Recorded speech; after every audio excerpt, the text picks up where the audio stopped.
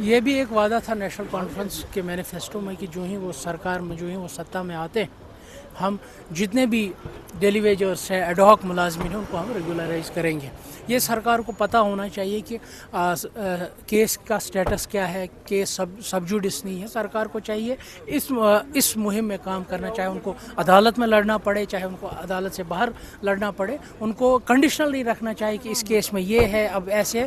ان کو جو انہوں نے وعدہ کیا تھا ان کو وہ وعدے زمین پر اتارنے چاہیے, چاہے وہ ڈیلی ویجرس کے حوالے سے. کیوں اگر یہ میٹر سب جوڈس ہے وہ عدالت کے سامنے کنٹیسٹ کرے, عدالت کو بتائے کہ اصل مسئلہ کیا, اور کوشش کرے کہ وہاں سے جو لیٹیگیشن وہاں گئی ہے یہ وہاں سے ڈسپوز آف ہو, جلد از جلد ایک آرڈر نکالے اور ان کو ریگولرائز کرے. اب بہانوں کے پیچھے چھپنا, یہ جی عدالت میں, یہ جی پنچایت میں, میرے خیال سے اس سے اس مسئلے کا حل نہیں ہوگا. سرکار کو چاہے تمام ڈائریکشنز میں کام کرنا تاکہ یہ مسئلہ ہے ونس فار آل حل ہو, کیونکہ یہ ایک کچھ ملازمین کا مسئلہ نہیں. آپ دیکھیے اس ملازم پر کتنے فیملی ممبرز ڈپینڈنٹ ہیں, یہ ہزاروں میں لاکھوں میں پھر ان کی فیملیز ہیں. وہ بھی دیکھنا چاہیے اور سرکار کو سیریسنس دکھانی چاہیے. ان کو نہیں عدالت کے پیچھے چھپنا چاہیے, اس بہانے کے پیچھے چھپنا چاہیے. Thank you. پیرا میڈیکل جو ہے اسٹاف جو ہے وہ ہڑتال پر ہیں. ان کا کہنا ہے کہ 2.5 دنوں کی تنخواہ, کیونکہ 24 آورز وہ کام کرتے ہیں, اس کو لے کر جو آج دھرنے پر سرکار کو چاہیے ریوائز کرے,